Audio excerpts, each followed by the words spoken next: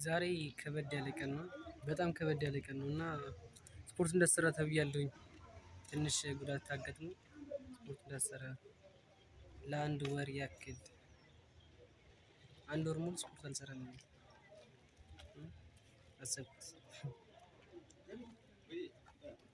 እኔ ስፖርት ሳልሰራ ለአንድ ወር ልቆይ። አዎ ጨንቆኛል ብቻ ጋይስ በጣም ጨንቆኛል። እስኪ የምትሉኝ ነገር ካለ በሉኝ። እግዚአብሔርን በጣም እኔ እንጃ። አሰቡት እስኪ አሁን ያንን የመሰለ ሰውነት በአንድ ወር ውስጥ ላጣው ነው ማለት ነው። በቃ አጣሁት። ያንን የመሰለ ሰውነት አጣሁት።